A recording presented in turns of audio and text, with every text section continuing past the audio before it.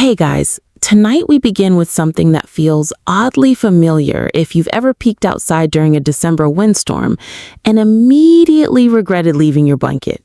Yes, we're talking about medieval winters. Those were the kind of winters that would make modern snowstorms look like a light sprinkle on a Sunday morning.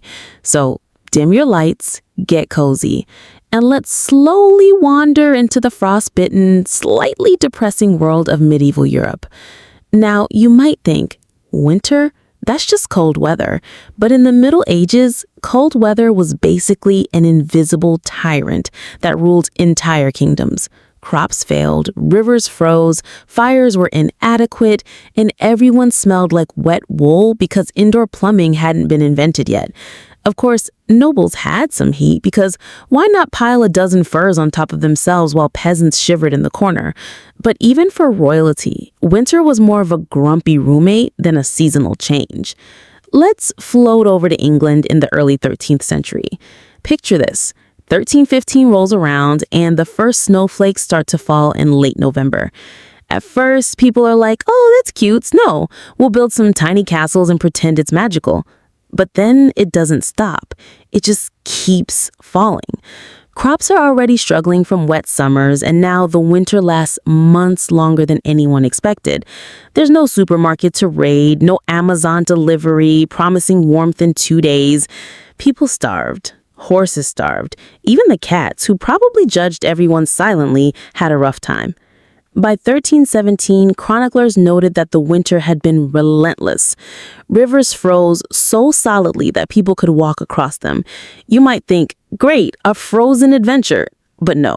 Frozen rivers meant trade stopped, food deliveries halted, and townspeople realized that their so-called frozen adventure was actually the start of famine.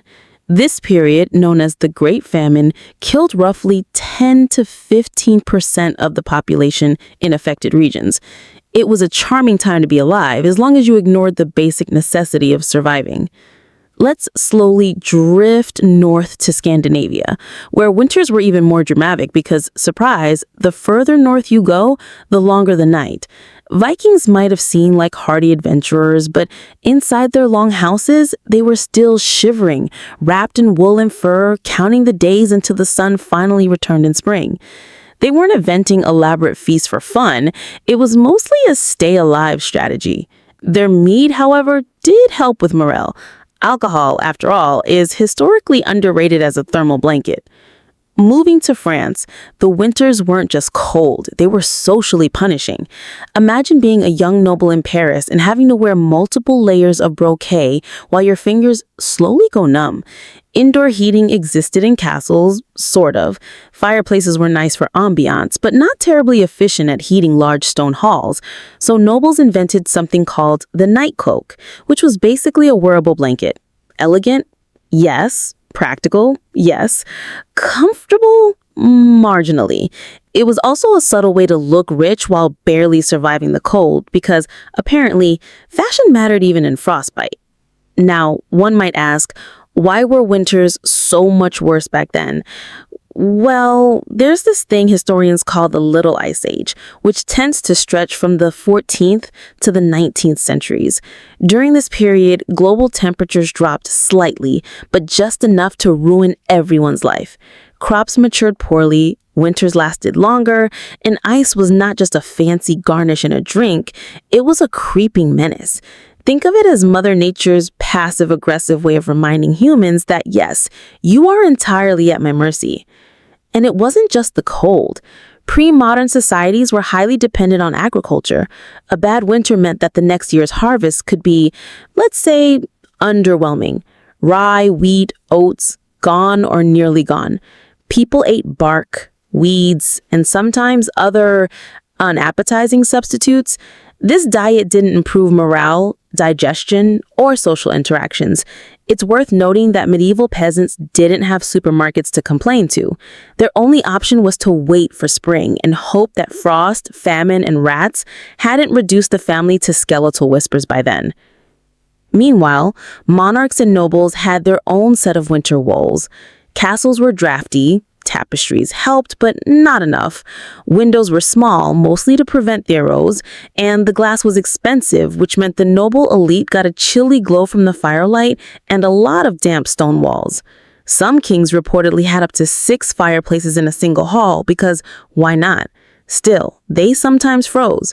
Royal children who were already prone to illness thanks to tight dynastic marriages caught colds that could linger for months. It turns out that being both inbred and freezing isn't a recipe for longevity. Speaking of royal children, let's drift over to Habsburgs for a moment. Their winters weren't just cold, they were medically significant. Habsburg's kids often spent months indoors, wrapped in furs and confined to poorly ventilated nurseries. This combination of damp stone, cold, and inherited genetic quirks led to a rather uncomfortable existence. One chronicler noted that young archdukes could be pale, fretful, and prone to collapsing in the corner, while noble nurses whispered anxieties in hushed tones. Comforting, right? Think of it as the medieval version of binge-watching your misery while wrapped in a blanket, except without Netflix. And yes, medieval winters influenced culture too. Feasts were sometimes moved indoors, dances occurred near fireplaces, and religious ceremonies often emphasized endurance. Saints who survived frost or famine were suddenly very popular. It makes sense. If you survived winter without modern heating, you were basically considered heroic, or mildly supernatural, or both. Even the mundane parts of life, like travel, were brutally affected. Roads turned to mud in early winter, then ice by late winter. Horses struggled, carts got stuck. Nobles who fancied hunting had to swap game for patience. And by patience, I mean long, uncomfortable waits by frozen ponds, wearing impractical fur hats, and regretting every life choice that led to this moment. Meanwhile, peasants walked for miles to deliver essential goods because that frozen river isn't going to thaw itself for convenience. Water itself was a problem. Wells could freeze, making a basic necessity like drinking water a matter of serious effort. People had to chip through ice, often using tools that were primitive by modern standards. Frostbite was uncommon. Some chroniclers casually mentioned villagers losing fingers or toes, as if it was a minor inconvenience. Royal fingers, however, were more carefully wrapped, and losing a pinky wasn't exactly a scandal, unless it affected signing treaties or, curling one's aristocrat hair just so. Let's drift briefly into England again, because why not? The winter of 1399 was particularly brutal. Chroniclers noted that snow was so deep in London that carriages were largely useless. Merchants complained about ruined goods. The royal court moved around cautiously, wrapped in furs, trying not to look like frozen statues in the courtyard. It was also the kind of winter where people started questioning life choices. Should we eat the last chicken or save it for next week? Should we burn some furniture for warmth? Small moral dilemmas. Endlessly repeated, snow piling higher outside the window. It wasn't just England or France. Winters across Europe were synchronized misery tours. Germany, Italy, Scandinavia, they all participated in this continental chill festival. Rivers froze, harbors iced over, and communities collectively sighed. Cities relied on stored grains, but stores ran low. Even monasteries, often the local food banks, struggled. Their cellars, filled with barrels and sacks, could only withstand so many months of frost and dampness. Monks occasionally wrote complaints in marginalia, small, sarcastic notes in illuminated manuscripts. One can imagine a scribe jotting, "Dear God, please let spring arrive before someone loses a toe."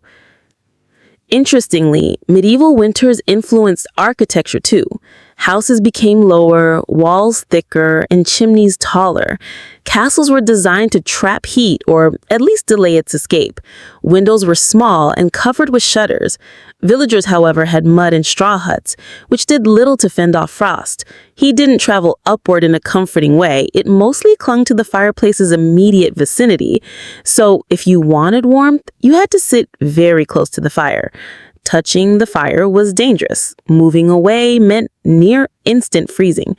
Medieval life, a constant compromise between burning and shivering. So, Why remember all this?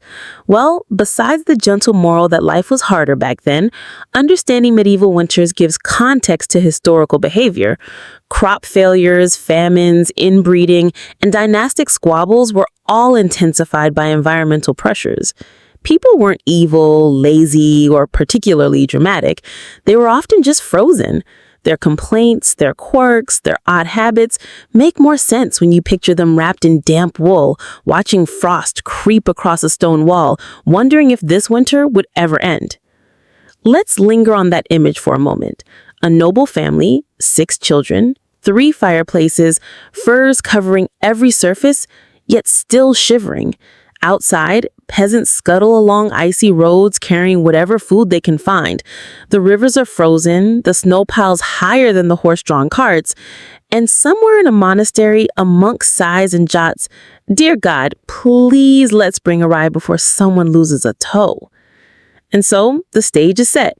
Medieval winters were a slow, creeping background presence that affected everyone. All right.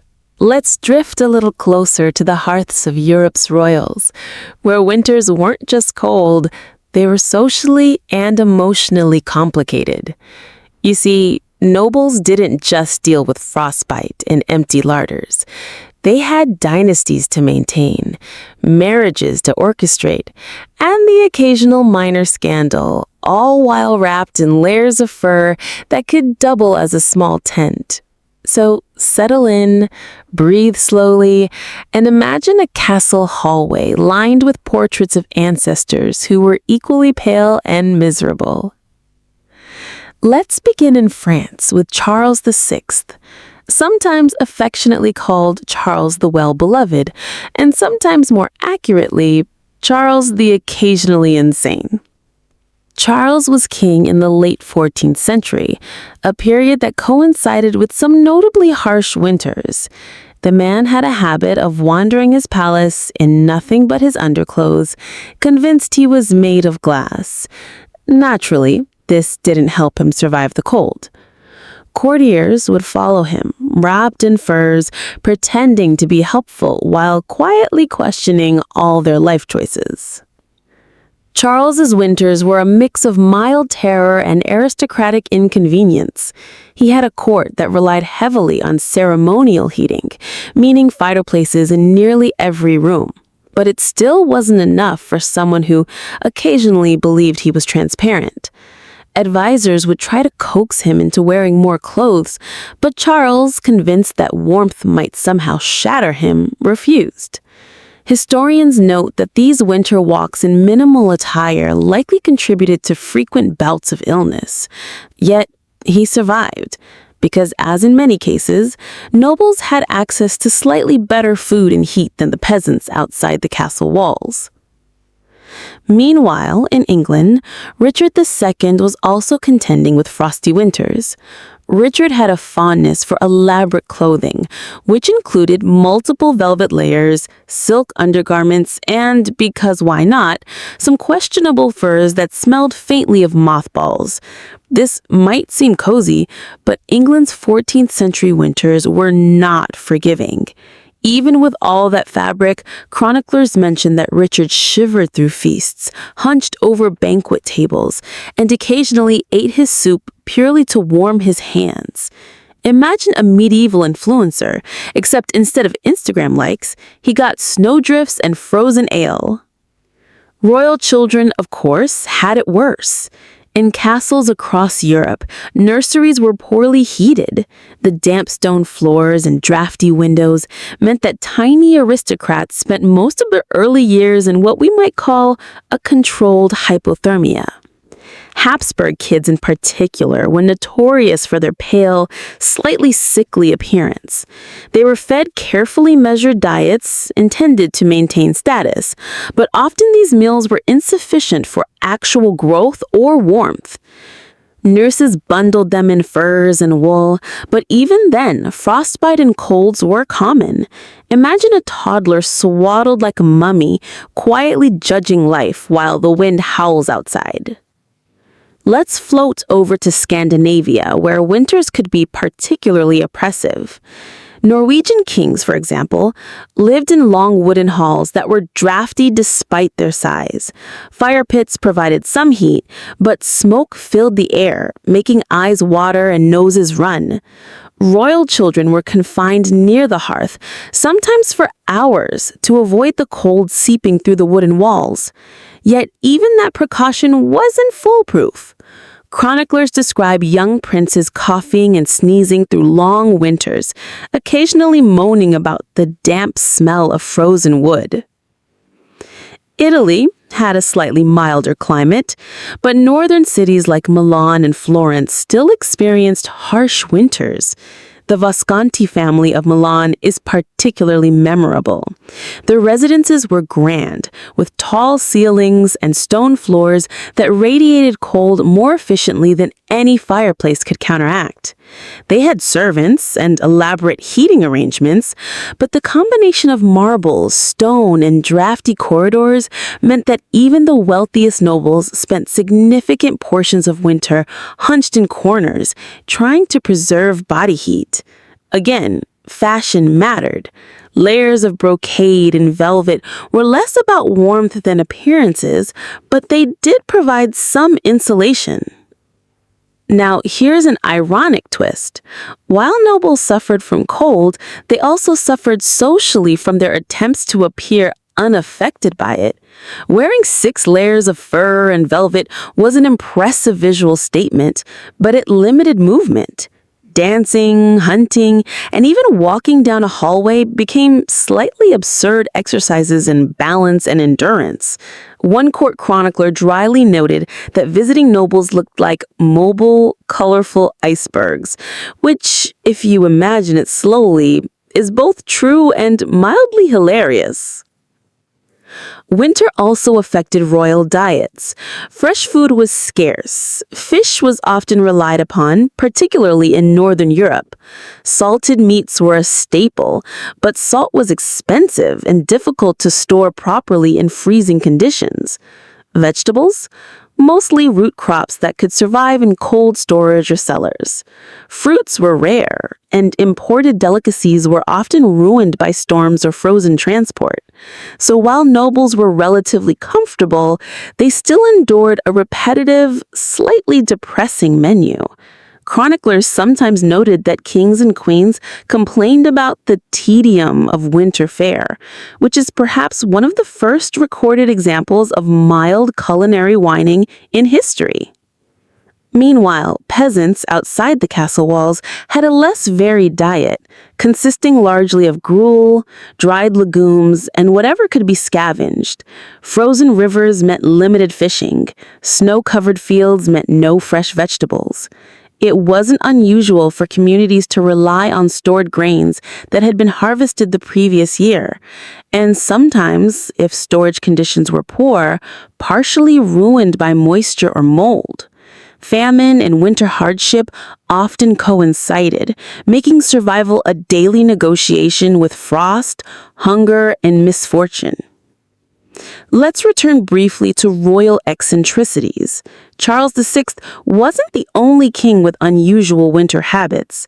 Louis XIV of France, a bit later in history, adored warmth so much that he reportedly had multiple heated rooms in Versailles, each meticulously maintained at different temperatures. This might sound like luxury, but it also created social challenges. Courtiers had to navigate a maze of rooms, constantly adjusting layers, gloves, and hats to match their master's preferences. Some historians suggest that this contributed to the famously rigid etiquette at Louis's court. One can only imagine a noble, half frozen and hunched under heavy velvet, trying to remember which room required which temperature-appropriate bow. Winter also influenced leisure activities in subtle ways. Hunting, a favorite pastime of kings and nobles, became less about sport and more about logistical challenges. Frozen rivers, deep snow, and immobilized horses made stalking deer or boar considerably more taxing. Nobles wore impractical clothing, sometimes incorporating layers of furs and ceremonial accessories, and spent hours trudging through snow, all in the name of appearances. Hunting stories often emphasize triumph, but one can infer from winter records that much of the activity consisted of cold, slow walking, and occasional muttering about frostbite. The psychological effects of these winters should not be underestimated. Long nights, insufficient warmth, and repetitive, bland diets could produce a kind of seasonal melancholy, which some chroniclers referred to as winter madness. This is not to be confused with clinical definitions, but multiple records describe royals and peasants alike as listless, irritable, or prone to minor emotional outbursts during the harshest months. Young princes were more likely to be whiny. Queens occasionally issued edicts about the proper conduct of courtiers in winter, which, if you think about it, is the medieval version of passive-aggressive emails. Even medical treatments of the era were influenced by winter. Cold-induced ailments, coughs, chills, frostbite were treated with a combination of herbal remedies, bloodletting, and heated blankets. Nobles had access to physicians who might suggest wearing warmed furs or bathing in slightly tepid water. Peasants, of course, relied on home remedies and whatever the village wise woman could muster, which often meant sweating, drinking odd concoctions, and hoping for the best. In short, winter made everyone slightly desperate just to keep functioning. Now, consider that these harsh winters often coincided with political stress. A king who was sickly or uncomfortable from cold was less effective at diplomacy. A queen who was exhausted from tending to children in drafty chambers might have less patience for courtly intrigue. Wars, treaties, and marriages were all planned against the backdrop of frozen landscapes and limited resources. As we drift gently further into the medieval chill, it's time to look at the royals who combined harsh winters with their rather unique genetic legacies. You might have heard whispers about inbreeding in European dynasties. Well, those whispers weren't wrong. But instead of screaming disaster, think of it more like a slow, awkward shuffle through frosty castle corridors, punctuated by occasional fainting, strange habits, and oddly shaped noses. And of course, the cold didn't make it any easier. Let's start with the Habsburgs. The Habsburg jaw, that famous protruding chin and slightly lopsided face. It wasn't just for aesthetics, it was a family tradition. Generations of carefully arranged cousin-cousin marriages designed to consolidate power often resulted in children who were, shall we say, medically complicated. Now imagine being a young Habsburg in winter. You're bundled in furs and wool, sitting near a fireplace that barely heats the stone hall, all while your jaw sometimes makes eating difficult. Meals are bland, fireplaces are smoky, and your cousin's sibling is giving you side-eye because your nose has a slightly unusual slope. Welcome to aristocratic life. Charles II of Spain is another frostbitten case study, known as the Bewitched, largely because his body had a tendency to betray him. Charles was frail and sickly from birth. He lived in palaces that were drafty despite attempts at warmth. He could barely walk. He struggled with simple motor tasks, and winters made everything worse. His court, while lavish, couldn't entirely protect him from the slow creep of frost in stone halls or the pervasive damp of winter. Chroniclers described him as constantly shivering, sometimes staring off into the distance and occasionally moaning in ways that were less theatrical and more, "Life is hard, and so is this room." Meanwhile, over in France, the Valois line had its own chilly quirks.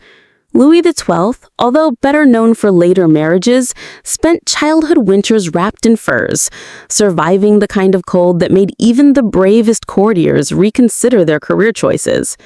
He wasn't particularly large or robust as a child, so indoor heating did only so much. And like many nobles, he endured long hours of boredom punctuated by brief meals of mostly preserved food, all while trying not to show discomfort in front of tutors or visiting dignitaries. The winter was less of a season and more of a persistent background character in the story of his life. Let's pause to float north again. Scandinavian dynasties faced particularly long and dark winters. In Norway and Sweden, royal children spent months inside, away from the sun that barely peeked over the horizon. Stone castles or wooden longhouses didn't exactly radiate warmth, so even the most privileged families experienced cold creeping into bones. It's not surprising that eccentric habits developed. Some princes reportedly took up knitting or reading by candlelight for hours, just to keep occupied and distracted from the frost seeping through their toes. Others, less productive, stared blankly into fireplaces, imagining the snow piling higher outside, occasionally muttering complaints in faint, polite tones. One cannot discuss inbred royals without mentioning the English Tudors, who also had their share of winter comforts. Henry VIII, as a child, was no stranger to the chill. He lived in drafty palaces where even multiple layers of clothing didn't guarantee warmth. Young Henry reportedly enjoyed dancing near fires, but the stone halls and cold drafts ensured that he and his companions shivered constantly. Illnesses, often exacerbated by the cold, were common. And of course, his tutors and courtiers had to maintain decorum while secretly hoping that no one fainted from hypothermia mid-lesson. Winter also amplified quirks. For example, some nobles had elaborate bathing rituals intended to ward off illness or chill. Baths were lukewarm at best, and the act of undressing, bathing, and redressing in multiple layers was an exercise in mild endurance. Royal children might scream slightly, complain of cold, and demand furs afterward, all of which were seen as part of their aristocratic temperament rather than ordinary discomfort. Chroniclers would note these incidents with a dry sort of amusement, recording, "The prince did protest, but ultimately resumed his study of Latin." It's a line that's simultaneously boring, tragic, and slightly funny if you imagine it slowly. Back to the Habsburgs briefly, their winters were also a social experiment in endurance. Young archdukes and archduchesses were encouraged to attend court ceremonies, regardless of how cold the halls were. Imagine sitting near a fireplace, trying to stay upright in multiple layers of furs, while dignitaries discuss taxes, marriages, and minor territorial disputes. A small sneeze, a faint shiver, or a dropped glove could disrupt decorum, prompting subtle glances and suppressed sighs. The cold didn't just influence physical health, it subtly shaped courtly behavior, temperament, and social grace. Meanwhile, peasants outside these castles were contending with the less glamorous side of winter. Roads were frozen or muddy, food scarce, and fires inadequate. They observed the elaborate habits of nobles from afar, wondering if all the fuss over furs and fireplaces was truly worth it. Of course, they also suffered from hypothermia, frostbite, and occasional famine, but in historical accounts, these struggles are noted with far less detail than the discomforts of royalty. One can help but think that medieval chroniclers had subtle biases or perhaps just a fondness for gossip about eccentric nobles. Winter also encouraged some curious dietary habits. Royals often relied on preserved meats, dried fruits, and root vegetables. Fresh greens were rare. Ale or wine was consumed in copious amounts, partly for warmth, partly for nutrition, and partly because it was socially expected. Chroniclers occasionally commented on the monotony of meals, noting the slight desperation with which young royals nibbled salted meats or awkwardly chewed preserved bread.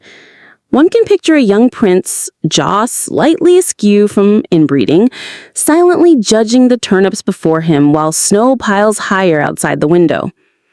Psychologically, winters could also be as influential as they were physically punishing.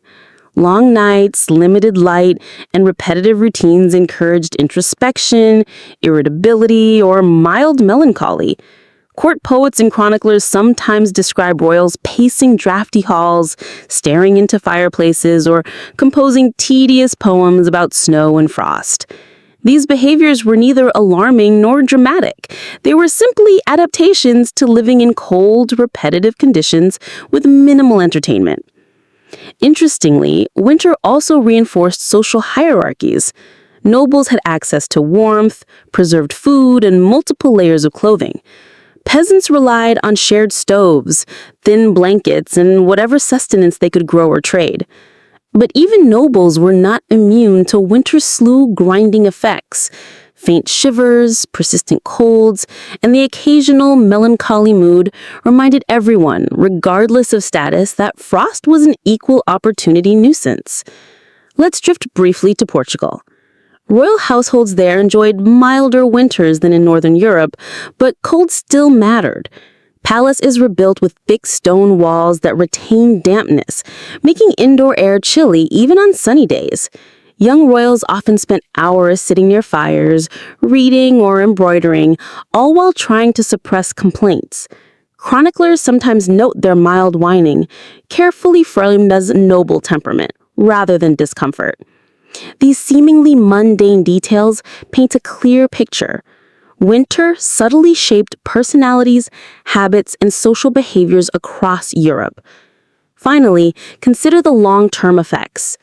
Repeated exposure to cold and damp conditions, coupled with the stress of dynastic expectations and inbreeding, often produced adults who were frail, slightly eccentric, or prone to minor illnesses. Winter was not just a season. It was a slow sculptor, chiseling endurance, temperament, and behavior into the next generation of nobles. Children swaddled in furs would grow up to adults who expected comfort but also endured mild adversity, a trait subtly encoded into the aristocratic psyche. So as we float away from these drafty castles and snow-laden villages, imagine a landscape of muted color and quiet perseverance. Young princes bundled in furs, archduchesses carefully nursing colds, chroniclers noting minor eccentricities, and peasants trudging through snow carrying provisions. The cold seeps into every corner of life, shaping routines, habits, and even emotional responses. It's not dramatic, it's not thrilling. It's gently, persistently monotonous, a perfect backdrop for sleep. And as we prepare to drift toward our next segment, which will explore how dynastic quirks, eccentric habits, and frost-bitten conditions combine to create some of Europe's most memorable but mildly tragic royal personalities, take a deep breath. Picture the slow flicker of candlelight on frozen stone, the soft hush of snowfall outside, and the gentle rhythm of history unfolding in chill and quiet. All right, let's drift slowly into the lives of royals whose existence was equal parts fragile, eccentric, and mildly tragic. Perfect companions for our gentle winter narrative. These are the figures who spent childhoods shivering in drafty stone halls, growing up in furs and cultivating habits that would bewilder historians centuries later.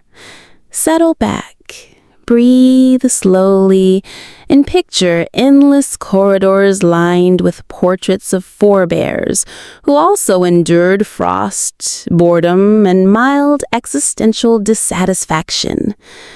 Let's begin with Mary, Queen of Scots, who, despite her regal title, had a childhood more uncomfortable than many of her adult rivals might have guessed. Mary was born in 1542, a time when European winters were still formidable. She spent her early years in palaces where stone walls radiated chill and windows were small, allowing precious little sun to warm her nursery. Her furs and layers could only partially stave off discomfort. Imagine a young girl, already subject to dynastic pressures, swaddled in wool and velvet, occasionally shivering as she attempted to read or embroider while her nurses hovered anxiously. Mary's upbringing was further complicated by political maneuverings. Her tutors insisted on rigorous study, often in cold chambers, while diplomats bargained over her marriage from afar. Chroniclers occasionally note her sighs during these lessons, framing them as noble temperament, though one might easily interpret them as mild protest against enduring frost and pedantry. Winter, in essence, became an invisible character in her formative years, quietly shaping patience, endurance, and the capacity to tolerate discomfort. Meanwhile, in Spain, Charles II of the Habsburgs, already infamous for his fragile health and bewitched constitution, experienced winters in a way that exacerbated his already delicate condition. He spent long hours near fireplaces, swaddled in furs, but damp stone floors and drafty corridors often ensured that warmth never fully reached him. Chroniclers describe him as pale, listless, and prone to fainting, which is less theatrical than it sounds when imagined as a slow, gentle process rather than dramatic collapse. In these conditions, childhood illnesses were magnified and eccentric habits quietly emerged. Some historians note that Charles developed a subtle tendency toward meticulous routines, perhaps an unconscious strategy for exerting control in an environment that offered little comfort. Moving north, let's drift to Christian IV of Denmark, a king who adored order and discipline almost as much as warmth. As a child, he endured winters of long darkness and piercing cold, which influenced both his personality and royal habits. He reportedly developed a fascination with detailed scheduling and precise routines, partially to maintain a sense of control over his environment. It's easy to imagine him bundled in furs, pacing stone hallways, quietly adjusting the placement of furniture near fireplaces to maximize warmth, while tutors and attendants followed dutifully behind. Frost, in this case, shaped not only his childhood discomfort, but also the structural rhythm of his adult governance. Even milder climates couldn't save Henry VIII of England from winter-induced eccentricities. Young Henry, as we've touched on before, spent long hours wrapped in layers, shivering through lessons in Latin and French. Chroniclers casually note that he occasionally chewed his fingernails in frustration, a habit that may have been intensified by frost and boredom.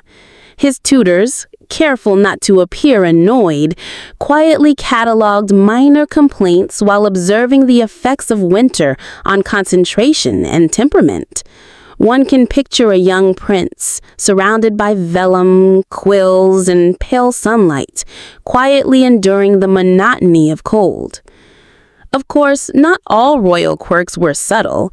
Isabella of Castile, though later a strong ruler, experienced winters in childhood that nurtured certain peculiarities. She reportedly preferred confined spaces near hearths, reading quietly or embroidering, avoiding exposure to cold corridors. Chroniclers mention that she sometimes spoke to her dolls or embroidered motifs representing the warmth she craved.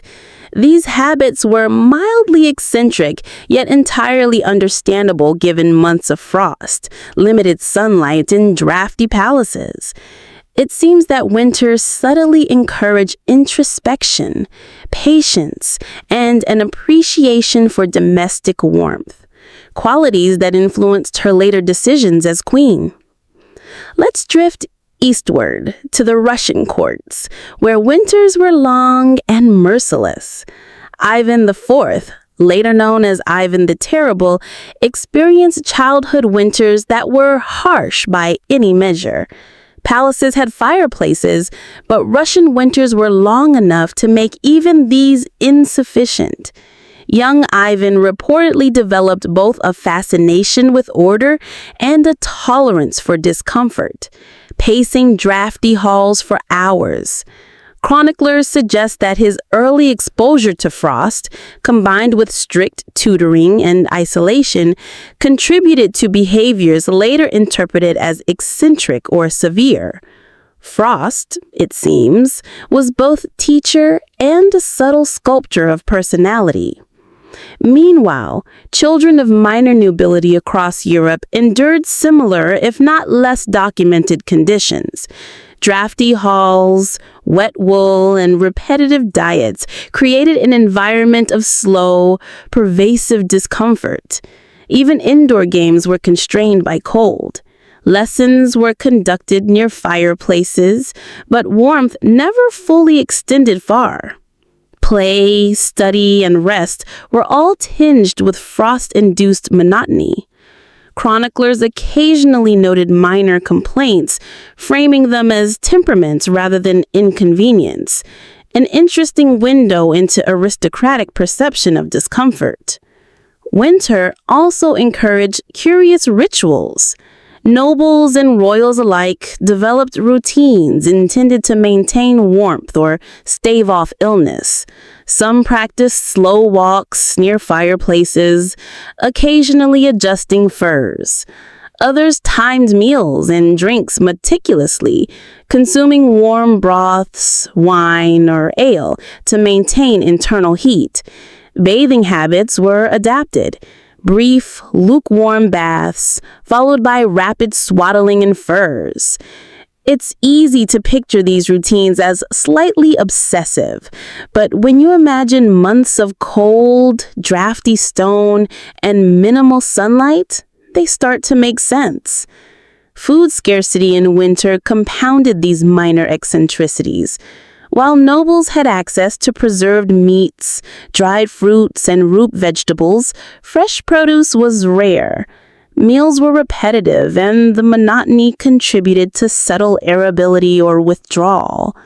Children often nibbled reluctantly, swaddled in multiple layers, while courtiers maintained decorum. It's a world of minor discomforts, slow, persistent, and utterly mundane, but perfect for our gentle journey towards sleep. Even leisure, a supposed reprieve from frost, was shaped by winter. Hunting, dancing, and indoor games were constrained by cold, drafty halls and frozen landscapes. Princes and princesses spent hours near fires, embroidering, reading, or quietly observing the slow accumulation of snow outside. Every activity was subtly influenced by temperature, dampness, and discomfort. In essence, winter was an ever-present chore master, gently nudging behavior in ways both mundane and profound. Finally, let's pause on a universal truth. No matter the status, winter was persistent. Drafty stone, frozen rivers, long nights, and repetitive meals affected royals and peasants alike. Nobles endured cold with layers, furs, and minor eccentricities. Children developed habits, routines, and minor quirks that persisted into adulthood. Peasants endured frostbite, hunger, and monotonous labor. Chroniclers observed all of this with mild amusement or dutiful record-keeping, rarely dramatizing the slow, steady discomfort that defined life for much of Europe. So as we drift from Ivan's drafty halls to Mary's snow-covered Scottish nursery, it becomes clear winter shaped both personality and circumstance, subtly. Now that we've wandered through frosty corridors and drafty nurseries, let's settle into the quieter, slower world of daily life inside castles, palaces, and stately homes during winter. Imagine dimly lit halls, soft flickering firelight, and nobles quietly enduring the monotony of cold months. Here, eccentricities abound, but in the kind of understated, mildly tragic way that lulls one gently towards sleep rather than a dramatic gasp. Let's begin with personal habits, because royals had plenty. Many spent winter days wrapped in multiple layers of furs, velvet, and occasionally silk robes, moving in slow, deliberate motions to avoid unnecessary drafts. Some monarchs developed habits of quietly pacing their chambers for hours, checking windows, adjusting curtains, or ensuring that the fire burned evenly. These small rituals may seem obsessive now, but they were practical attempts to ward off cold, and also quietly shaped personalities over time. Take, for instance, Elizabeth I of England.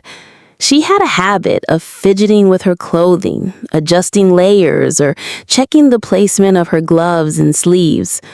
Chroniclers suggest this was partly fashion, partly ritual, and partly a response to cold castle corridors. Imagine her in winter, shivering slightly beneath heavy gowns, quietly perfecting her posture, hair, and jewelry. It's not scandalous, it's not dramatic. It's slow, methodical, and oddly hypnotic, perfect for bedtime narration. Some royals were more extreme. Charles VI of France, as we discussed, sometimes wandered the palace halls in minimal clothing, convinced he was fragile glass. His courtiers would trail behind, draped in furs, occasionally murmuring about frostbite risk. This eccentricity, amplified by cold winters, became a subtle source of both amusement and mild anxiety at court. It was a reminder that even kings were subject to the slow tyranny of climate, childhood frailty, and quirks of temperament. Moving north, Scandinavian royals often had subtle domestic dramas caused by frost. In Denmark and Sweden, households relied on large stoves and hearths, but the sheer length of winters made complete warmth impossible. Young princes and princesses sometimes developed minor rituals, reading by candlelight, quietly knitting, or observing snow accumulation outside windows for hours. These activities might seem mundane, but over time they became ingrained patterns, shaping the mental life of future rulers. Winter also subtly influenced courtly etiquette. Dressing in layers and moving carefully in drafty halls became a social necessity. Courtiers had to adjust steps, avoid knocking into furniture, and maintain composure despite cold and discomfort. Minor mistakes, tripping over furs or sneezing at the wrong moment, were noted by chroniclers with mild amusement. Some children of the nobility reportedly spent entire winter mornings in meticulous preparation just to make a short walk to breakfast appear graceful. Let's float westward to France again. The Valois and Bourbon households were especially known for ceremonial warmth arrangements.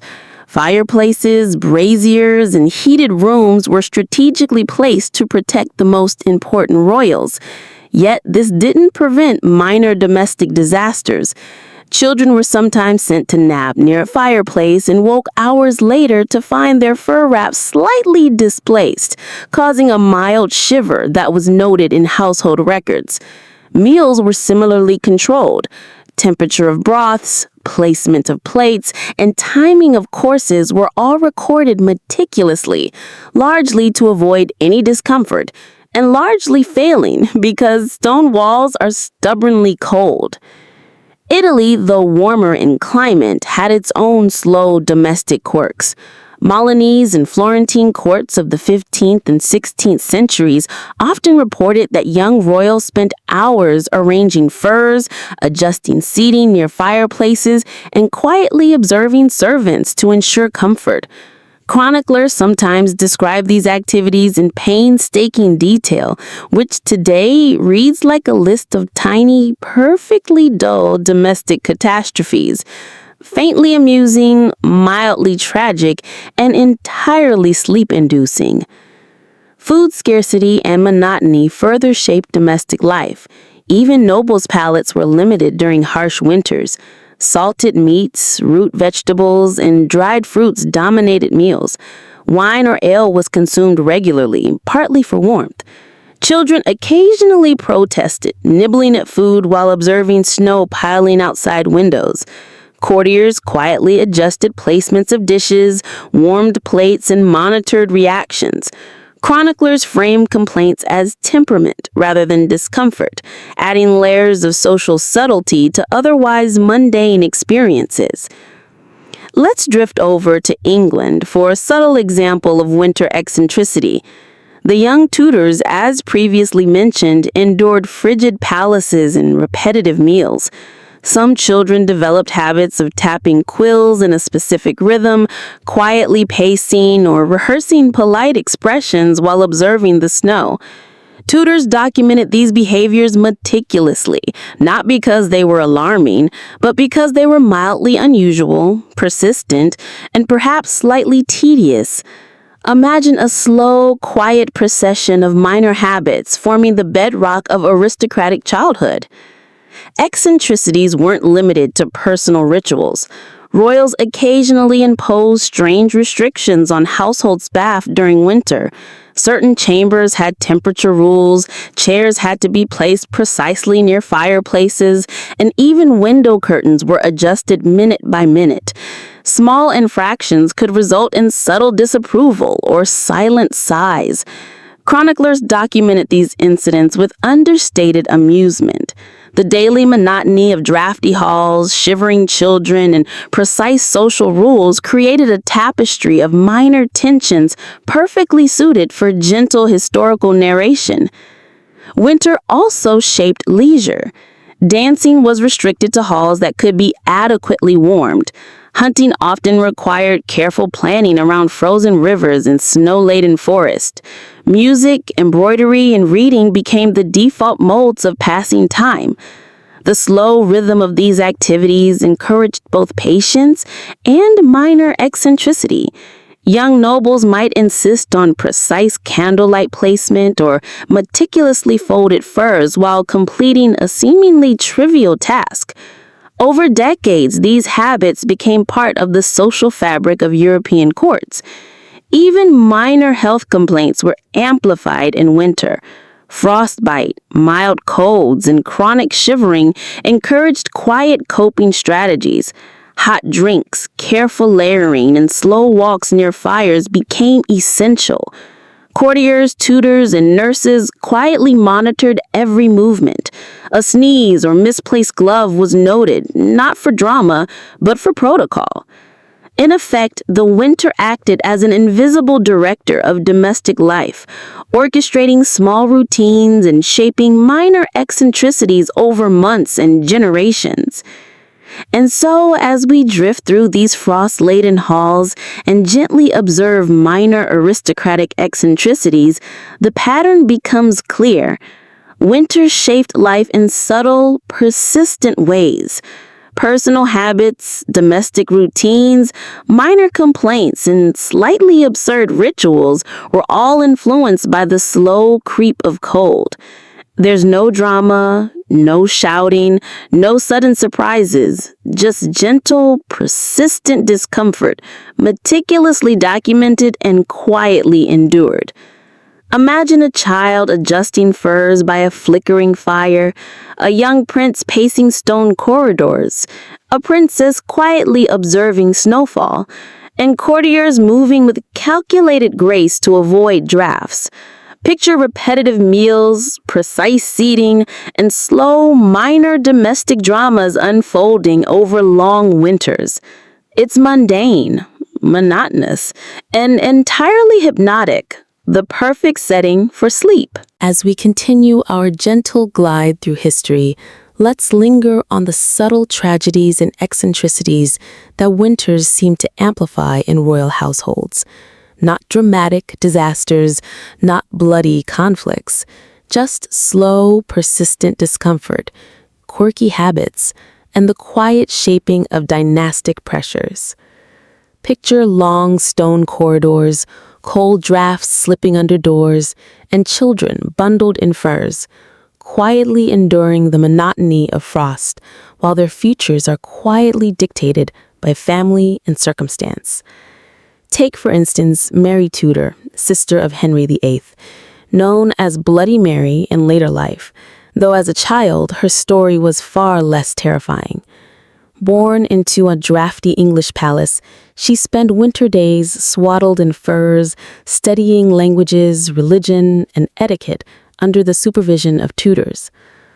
Chroniclers note that she sometimes cried quietly over repetitive lessons, which her tutors framed as minor temperament issues.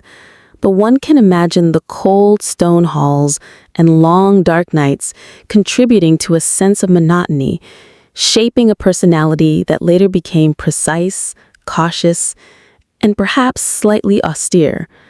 Winter was subtle but persistent in molding her character.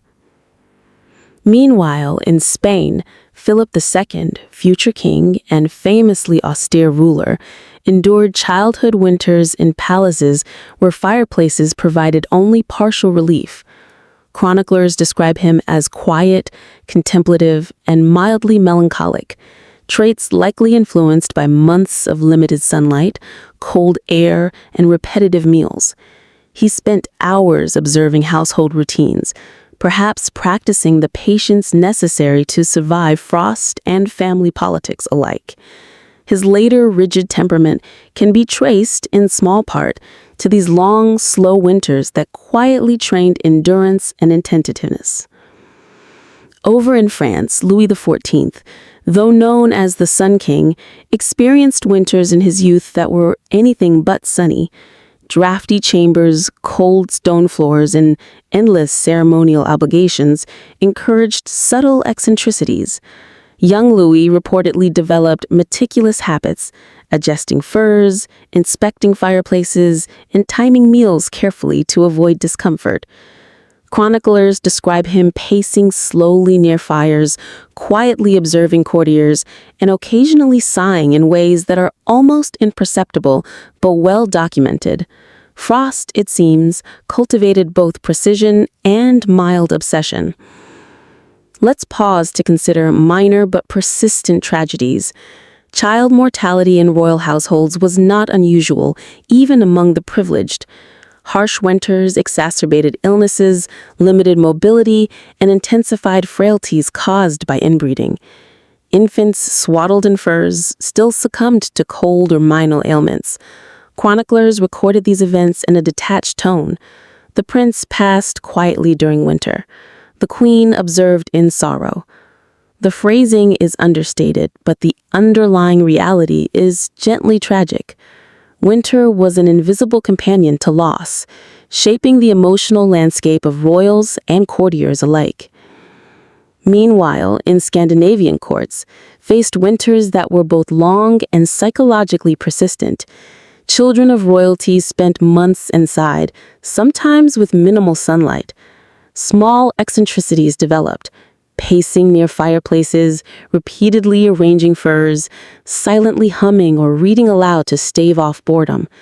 Chroniclers documented these habits as charming or indicative of temperament, but they were largely coping strategies for enduring cold and monotony.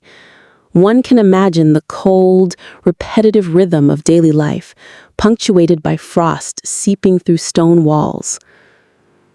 Even domestic routines became shaped by frost. Heating was uneven, so families organized around hearths. Meals, study sessions, and games were timed to maximize warmth. Minor disputes arose over proximity to fire or choice of blanket.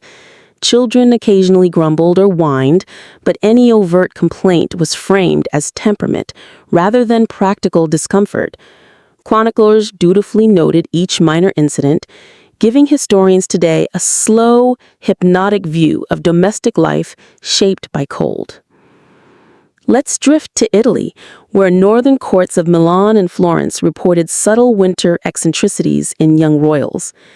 Hours were spent arranging furs, placing candles for optimal light, or quietly observing snow outside windows. Tutors and courtiers recorded minor complaints and peculiar habits. These were not dramatic stories of crisis, just gentle, persistent adaptations to frost, boredom, and social expectation. Over time, these minor habits contributed to personalities that were patient, precise, and occasionally eccentric. Winter also shaped education. Lessons were held near fireplaces, often with tutors adjusting furs, benches, and candles to ensure the student remained warm enough to concentrate. Young nobles spent hours memorizing languages, histories, and etiquette in uncomfortable but controlled conditions. Minor eccentricities, tapping quills, pacing, humming, or reading quietly aloud were common and noted meticulously by chroniclers. Faust, it seems, cultivated both precision and minor traits. In England, Elizabeth I endured childhood winters that were slow, quiet, and mildly frustrating. Drafty chambers, repetitive lessons, and careful supervision created minor routines and eccentricities. She reportedly developed meticulous habits regarding clothing, posture, and table manners, likely as adaptations to frost and protocol. The cold, the monotony, and the structured environment all quietly influenced the formation of a personality that later became famously precise, patient, and observant. Even royal leisure activities were molded by winter. Dancing, hunting, and walks required careful planning. Ice, snow, and cold air dictated timing and movement. Indoor games, embroidery, reading, and music were the default alternatives. Young royals developed patience, attention to detail, and subtle eccentricities, careful folding of furs, precise placement of chairs, or exact timing of meals. Chroniclers often treated these habits as charming quirks rather than practical coping mechanisms for enduring frost. As we continue drifting through the quiet corridors of history, let's focus on the slow, subtle eccentricities of royal children and the gentle inconveniences winter imposed on their daily lives.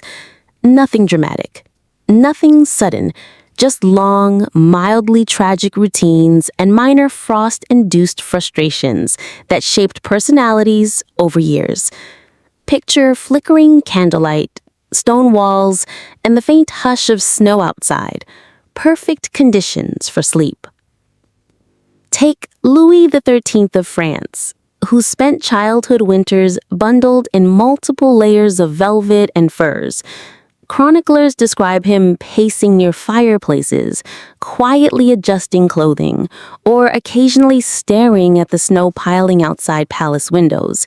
It was less a tantrum, more a slow, deliberate rehearsal of endurance. Tutors recorded every minor quirk, framing them as temperament rather than practical coping with cold. Over time, these mild eccentricities, fidgeting, pacing, and obsession with warmth, became parts of the fabric of his adult personality. Meanwhile, in Spain, Philip III endured winters in palaces with drafty halls and uneven heating. He reportedly developed habits of meticulously arranging his room, moving furs, and adjusting candles before studying or eating. Courtiers, used to the slow, repetitive nature of winter routines, quietly accommodated these behaviors. To modernize, they seem eccentric, but in context, they were practical, slow adaptations to frost, discomfort, and long, dark days.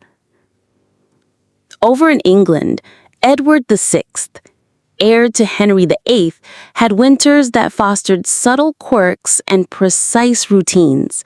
Childlike impatience and curiosity were channeled into meticulous behavior, pacing, adjusting clothing, quietly observing tutors or tapping quills in rhythmic patterns. Frosty corridors and drafty chambers amplified these behaviors, making minor eccentricities a permanent feature of royal life. Chroniclers noted them with gentle amusement.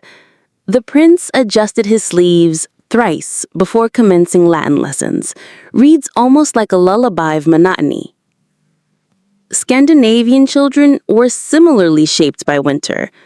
Gustavus Adolphus of Sweden, for instance, spent hours observing snow, adjusting furs, and quietly arranging small objects in his room. Tutors encouraged reading, embroidery, and quiet games, but the cold often made concentration difficult. Over time, these small adaptations became enduring habits, influencing patience, precision, and minor eccentricities that would later define their adult personas. Let's drift south again to the Italian courts. Milanese and Florentine households meticulously documented young royals' winter routines. Hours were spent arranging fires, folding furs, or quietly observing courtiers for small mistakes. Lessons were carefully timed around warmth and sunlight. Food was repetitive: root vegetables, salted meats, and bread. Children nibbled quietly, occasionally sighing, while tutors and attendants maintained calm observation. Minor complaints were recorded as temperament, not hardship. It was a slow, hypnotic rhythm of frost, boredom, and mild eccentricity. Even leisure was dictated by cold. Dancing, indoor games, embroidery, and reading became the default. Long walks in frigid gardens were rare, requiring careful planning. Young nobles developed habits of pacing near fires, quietly adjusting blankets, or rehearsing polite expressions. These behaviors were mundane, persistent, and entirely non-dramatic, but over months and years, they subtly shaped character and personality. Frost, boredom, and repetitive routines created slow-moving narratives of minor eccentricity and endurance. Child's mortality, though less dramatic in accounts, was ever present. Infants swaddled in furs sometimes succumbed to cold, illness, or minor frailty. Chroniclers recorded these events in understated tones. The young prince passed quietly in winter. The queen observed in sorrow. Not theatrical, not shocking, just gentle tragedy, quietly shaping family life and courtly atmosphere. Even educational routines were influenced by frost. Lessons were near fireplaces, with tutors carefully monitoring warmth, light, and posture. Young royals tapped quills, hummed softly, or rearranged furs in repetitive patterns. These minor eccentricities, meticulously noted, became part of their daily rhythm. Winter shaped both behavior and subtle personality traits: patience, precision, and quiet endurance. Food monotony also contributed to subtle eccentricities. Meals were heavily salted, repetitive, and designed for preservation rather than taste. Wine or ale was consumed for warmth. Children nibbled slowly, occasionally adjusting furs or gloves, while attendants documented minor reactions. The combination of frost, boredom, and repetitive sustenance created a gently hypnotic rhythm, slow, mundane, and oddly comforting to consider. Let's pause on minor household mishaps. Furs misplaced, braziers adjusted incorrectly, curtains slightly askew. Small errors were documented as eccentricities or temperament. Courtiers quietly observed, recorded, and adjusted. Children occasionally fidgeted, sighed, or paced near fireplaces. Parents, tutors, and attendants maintained calm. Nothing dramatic, just minor, persistent incidents in a world shaped by stone, frost, and quiet expectation. And so, as we float from one frostbitten nursery to another, picture the gentle rhythm of aristocratic life. Stone corridors, flickering fires, repetitive meals, and minor eccentricities quietly unfolding. Children adjust furs, tap quills, pace near fireplaces, or watch snow drift slowly past windows. Courtiers quietly observe. Tutors meticulously record.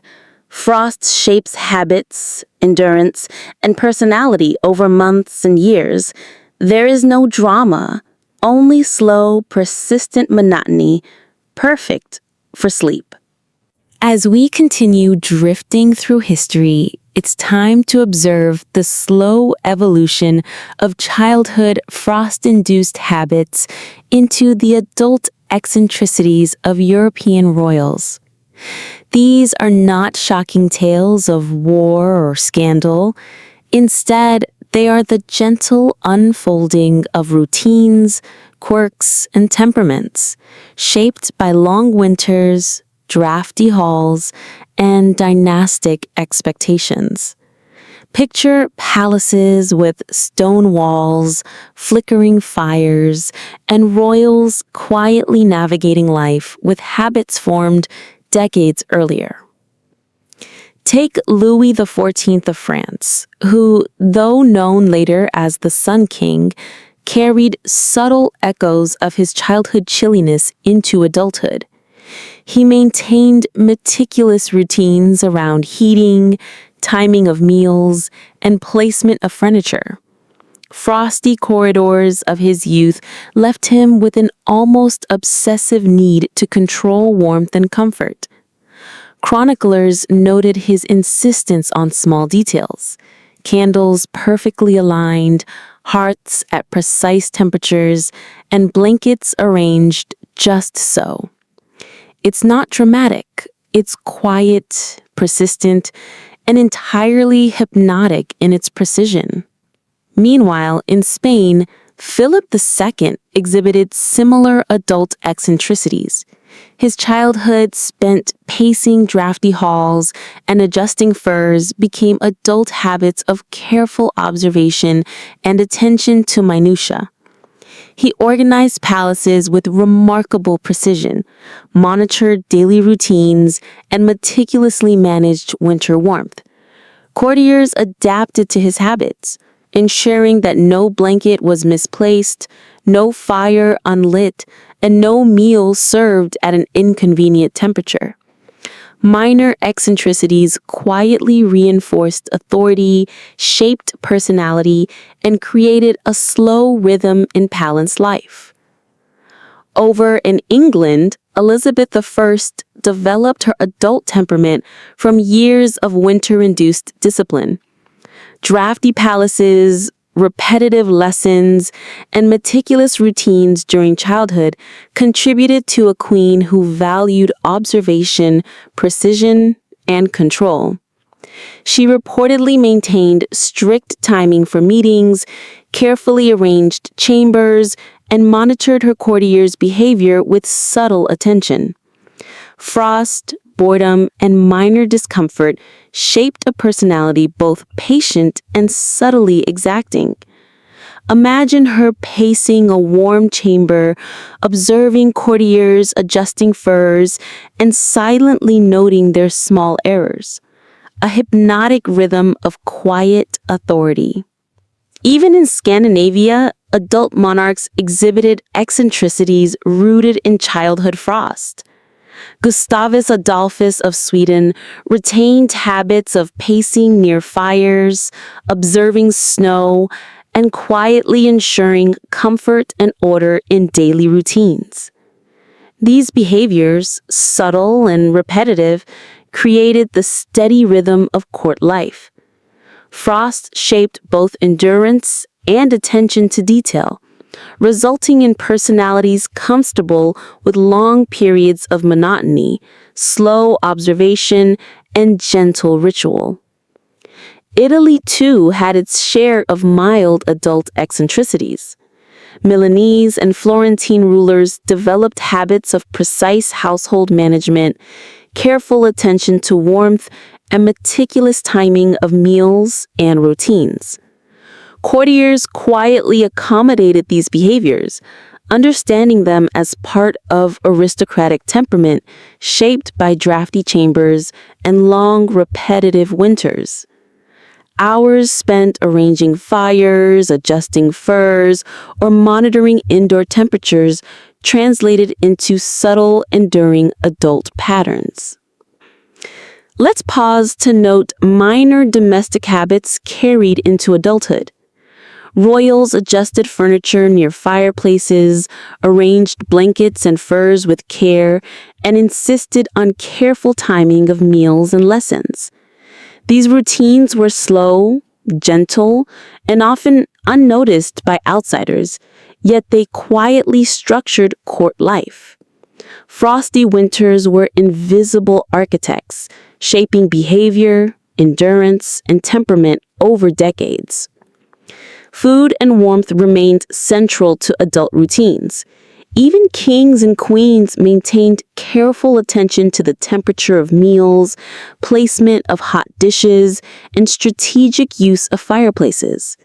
Winter dictated timing, pacing, and minor habits, creating subtle eccentricities in otherwise ordinary domestic life. Chroniclers often describe these behaviors with understated amusement, noting precise habits, repetitive routines, and quiet eccentricities without dramatizing them.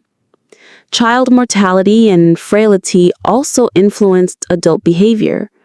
Royals who survived frost, minor illnesses, and childhood monotony often developed precise, deliberate habits. Observing courtiers, managing domestic routines, and attending to minute details of warmth and comfort became second nature. Adult eccentricities were slow evolutions of survival, adaptation, and subtle habit formation over long, monotonous winters. Even leisure was structured by winter memories. Dancing, hunting, and walks were carefully timed. Reading, embroidery, and indoor music remained primary sources of entertainment. Adults retained habits of pacing, adjusting furs, monitoring fireplaces, and quietly observing minor mistakes.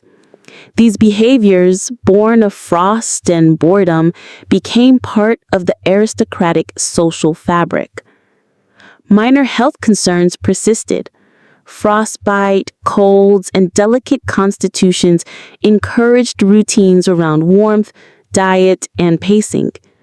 Courtiers and attendants monitored every movement, placement, and minor deviation from established habits. Over decades, slow, persistent winter discomfort sculpted endurance, temperament, and quiet eccentricity. And so, as we drift through the palaces of Europe, picture kings and queens quietly adjusting blankets, monitoring fires, pacing slowly, and observing courtiers with subtle attention. Picture meals carefully timed, furs meticulously arranged, and routines maintained with hypnotic precision. There is no drama, no sudden events, only slow, persistent habits and gentle eccentricities, the perfect companions for sleep. As we continue drifting through European royal life, let's consider the quiet, persistent influence of family politics, arranged marriages, and domestic dramas. None of them shocking, all of them slow-moving, slightly tragic, and perfectly hypnotic. Picture drafty palaces, flickering fires, and young royals enduring long winters while dynastic pressures quietly shaped their routines, personalities, and minor eccentricities. Arranged marriages were a central feature of aristocratic life.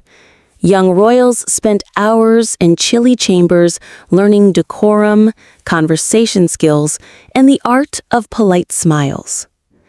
Tutors drilled them on foreign languages and etiquette, often near fireplaces that only partially alleviated the chill. Frost, monotony, and repetition reinforced precision, patience, and subtle eccentricity. Take Mary, Queen of Scots, whose marriages were dictated by alliances rather than affection.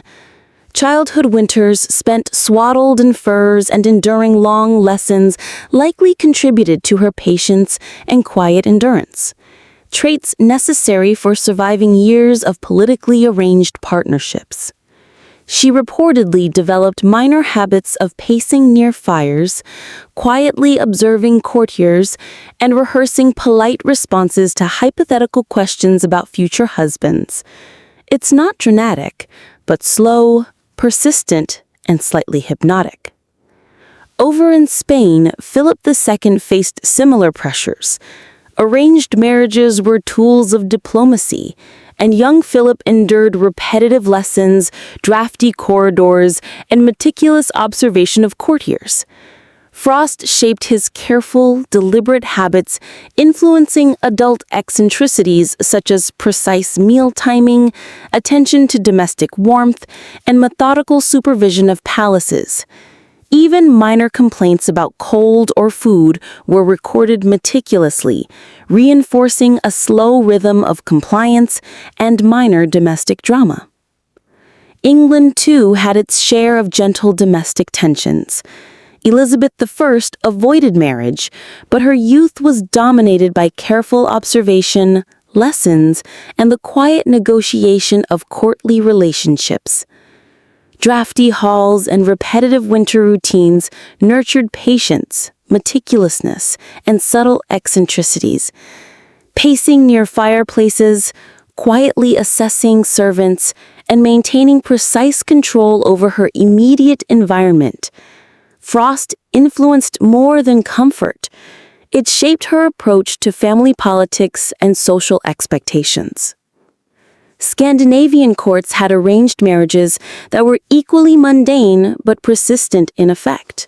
Young princes and princesses spent hours rehearsing conversations, observing courtiers, and practicing small gestures, all near fireplaces under the chill of winter drafts. Frost, boredom, and structured routine quietly reinforced compliance, patience, and subtle quirks that carried into adulthood. Italy, too, offered examples of slow domestic drama shaped by Frost. Milanese and Florentine royal children learned the intricacies of arranged unions while enduring repetitive lessons and long, cold corridors. They adjusted furs, monitored heating, and quietly endured minor inconveniences. Courtiers documented these behaviors with understated amusement. Pacing, fidgeting, and meticulous observation of domestic arrangements were minor dramas unfolding in frost-bound silence. Even leisure and play were affected. Indoor games, embroidery, reading, and music became primary activities during winter. Young royals practiced polite conversation and observed household routines, subtly rehearsing for future political negotiations. Frosty corridors and drafty chambers amplified minor eccentricities, pacing, arranging blankets, and quietly adjusting seating became habitual. Over time, these habits shaped adult personalities that were patient, observant, and mildly peculiar. Minor domestic conflicts often arose over heating, placement of furs, or timing of meals. Children occasionally complained or fidgeted, and tutors documented these subtle incidents as temperament rather than practical concern. Courtiers quietly adapted, maintaining order in stone halls that were perpetually cool. Frost, repetition, and minor inconveniences became a slow, invisible director of domestic life, subtly reinforcing hierarchy, obedience, and eccentricity. Even the mundane reality of winter food scarcity contributed to subtle domestic drama. Repetitive meals, salted meats, root vegetables, and bread required careful management. Children nibbled quietly, adjusting furs or gloves, while attendants noted minor complaints. Wine or warm broth was consumed for warmth, further structuring daily life. The monotony of cold, food, and repetitive domestic tasks created a hypnotic rhythm, gently shaping personalities, social behavior, and minor eccentricities. Let's consider minor ceremonial mishaps. Tables set incorrectly, curtains slightly misaligned, blankets misplaced near the fireplace, all could result in quiet reprimands, subtle sighs, or minor corrections. Children learned to observe, adjust, and comply. Courtiers documented everything in meticulous detail, but in a tone of gentle amusement rather than alarm. Frosty winters, slow routines, and minor domestic dramas intertwined to form the subtle fabric of aristocratic life. Finally, even small health concerns played a role. Frostbite, colds, and delicate constitutions encouraged minor adaptations. Warm drinks, pacing near fires, and careful layering. Courtiers and attendants monitored movement, placement, and routine. Over time, minor eccentricities formed. Pacing patterns, fidgeting habits, precise meal timing, all quiet, persistent, and mildly hypnotic. And so, as we drift from one frost-bound palace to another, picture the slow rhythm of European royal life. Arranged marriages rehearsed indoors, minor domestic conflicts over warmth and furs, repetitive lessons in meals, and quiet observation of courtiers. Nothing dramatic, nothing shocking, only slow, persistent routines, subtle eccentricities, and gently tragic minor dramas. The perfect companions for sleep.